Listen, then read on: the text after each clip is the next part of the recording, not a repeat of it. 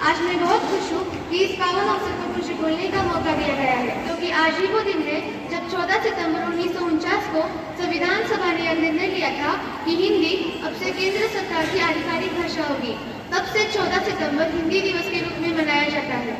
समाज में आपसी बातचीत और संचार करने के लिए किसी एक भाषा या बोली की जरूरत होती है। समाज की इस जरूरत को हिंदी ने पूरा किया है। हिंदी हमारी राष्ट्रभाषा न सही लेकिन राज्य भाषा जरूर है, जिसका हमें हमेशा से ही गर्व होना चाहिए। हिंदी को और आगे बढ़ावा देने के लिए हमें कदम से कदम मिलाकर चलना होगा।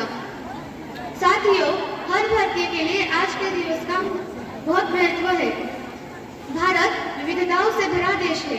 यहाँ पर अलग अलग धर्म और जाति के लोग रहते हैं। अलग अलग भाषाएं, बोलियां बोलने वाले, अलग अलग वेशभूषा, खान पान और संस्कृति के लोग यहाँ पर रहते हैं। देश को एक रखने में हिंदी का बहुत बड़ा योगदान है। राष्ट्रपिता महात्मा गांधी जी ने हिंदी को जनमानस की भाषा कहा था। मेरा यह कहना गलत नहीं होगा कि आज का दिन आप सबके लिए भी बहुत खास है। डॉक्टर राजेंद्र प्रसाद जी ने कहा था कि जिस देश को अपनी भाषा और साहित्य का ज्ञान नहीं है, वो देश कभी उन्नति नहीं कर सकता। इसी बात पर एक शायरी याद आ रही है। हिंदुस्तान की शान है हिंदी, हर हिंदुस्तान की अरमान है हिंदी। हिंदुस्तान की शान है हिंदी, हर हिंदुस्तानी के अरमान है हिंदी। एकता की अनुपम परंपरा है हिंदी, हर दिल की पहचान है हिंदी, हर दिल की पहचान है हिंदी। देश को एक रखने में हिंदी का बहुत बड़ा योगदान है। हमारे जीवन में भाषा बहुत महत्वपूर्ण होती है। एक दूसरे के साथ बातचीत करने के लिए हमें भाषा ही काम आती है। दुनिया भर में हिंदी का क्या महत्व है, इसका पता हम इस बात से लगा सकते हैं कि दुनिया के 170 से अधिक महाविद्यालयों में हिंदी एक भाषा के रूप में पढ़ाई जाती है, तो 20 से अधिक देशों में हिंदी बोली भी जाती है।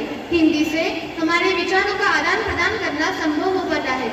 हिंदी से हमारे देश और समाज का निर्माण हुआ है। हिंदी से हमारे भारतवासियों की पहचान है। हिंदी अब सिर्फ भारत तक ही सीमित न रहकर पूरी दुनिया में फैल चुकी है। अंग्रेजी और मंदारिन के बाद हिंदी विश्व की तीसरी सबसे ज्यादा बोली जाने वाली भाषा है। इसे वैश्विक स्तर पर और बढ़ावा देने के लिए 10 जनवरी को विश्व हिंदी दिवस भी आयोजित किया जाता है। हिंदी सीखना उन लोगों के लिए फायदेमंद हो सकता है जो लोग भारत में काम करने या व्यवसाय करने की योजना बना रहे हैं। हिंदी जानने से आपको भारतीय अधिकारियों के साथ बातचीत करने में मदद मिल सकती है। भारतीय न्यायपालिका की भाषा हिंदी है तथा कई कानूनी दस्तावेज भी हिंदी में लिखे हुए हैं। शिक्षा के क्षेत्र की बात की जाए तो कई स्कूलों और महाविद्यालयों के माध्यम की भाषा हिंदी है और शैक्षणिक संस्थान अपनी दूसरी भाषा के रूप में हिंदी को पेश करते हैं तथा छात्रों को हिंदी सीखने, बोलने और पढ़ने के लिए प्रोत्साहित करते हैं। अंत में मैं अपनी वाणी को विराम देते हुए ये कहना चाहूंगी कि जिसमें है मेरे ख्वाब होने, जिससे मेरी हर आशा है। जिसमें है मेरे ख्वाब होने, जिससे मेरी हर आशा है।